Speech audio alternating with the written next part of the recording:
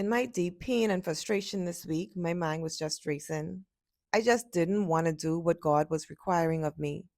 I was battling heavily and I felt deeply troubled. I was just like, God, please, let's find another way.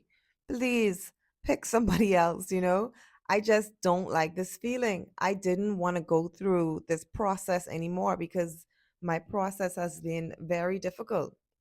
And then in that same moment, I had the most chilling thought. I was like, what if God doesn't take me out of this? What if I have to experience what I'm experiencing? Then what? Do I go back? Absolutely not, I said to myself. I was like, I have no choice but to keep moving forward because I just can't go back. I'll just have to live with the pain, but I'm not going back.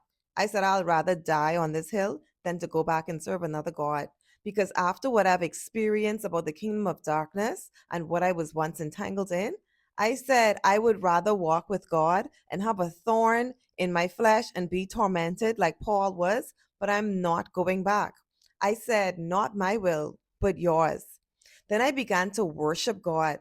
And in the midst of my situation, in the midst of my frustration and my fears and my tears, in that moment, I had this vision. And I saw this fire burning like with wood on it. And it was like these papers were burning inside of the fire. God says, this is my sacrifice of praise and worship reaching the heavens like a sweet aroma into his nostrils. He said, these were my words on the altar of God. Then God said, real sacrifice of praise and worship is more than just a sound. It's more than just a song. It's a nevertheless that comes from your soul. It's an even if you don't do it, God, I'm still here. It's an I don't want to do it, but your will be done. That is worshiping God in spirit and in truth. When you no longer have a reason, when all you want is Him, even if it costs you everything. Then God had me read Jesus' prayer in the Garden of Gethsemane. This was an example of the sacrifice of praise, of his nevertheless.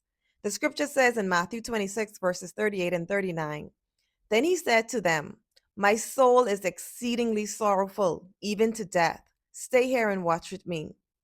39 says, he went a little farther and fell on his face and prayed, saying, O my Father, if it is possible, let this cup pass from me.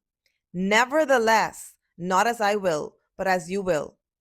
Jesus prayed this prayer 3 times. That's how painful it was. You ever got to the point of begging God? That was me this week. My process has been very challenging. I woke up begging God to please help me. I don't want to go through this anymore. But in the same breath, I was like, nevertheless, God, not as I will, but as you will. God says, I am waiting for many of you to stop begging Him and to start saying, nevertheless. Start saying, but even if you don't, God, but not my will, Lord, but yours, your will be done. This is the purest form of sacrifice because it kills self. It kills your flesh and allows the spirit of the living God to take over. That's why John 4 and 23 says, but an hour is coming and is now here when the true worshipers will worship the Father in spirit and in truth. Yes, the Father wants such people to worship Him. This is when the fourth man appears in the fiery furnace. This is where a ram is provided in the thicket. This is where you see miracles, where you are rescued and provided for. When we begin to worship the living God in spirit and in truth, God provides a way out. That's why Daniel chapter 3, verses 23 and 25 says, King Nebuchadnezzar had Shadrach, Meshach, and Abednego, 3 men, tied up and thrown into the furnace of a blazing fire. After some time, the king and his advisors said, I see 4 men not tied up, walking around in the fire unharmed. And the fourth looks like a son of the living God. When the king opened the door of the furnace, it says, the fire had no effect on the bodies of these men. Not a hair on their heads were singed. Their robes were unaffected, and there was no smell of fire on them. The king said, God sent his angels to rescue these men because they trusted in the Lord and refused to worship another God. And then the same king who threw them into the furnace ended up rewarding them afterwards.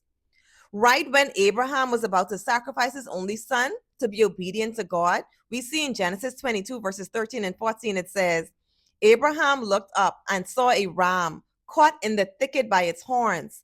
So Abraham went and took the ram and offered it as a burnt offering in place of his son.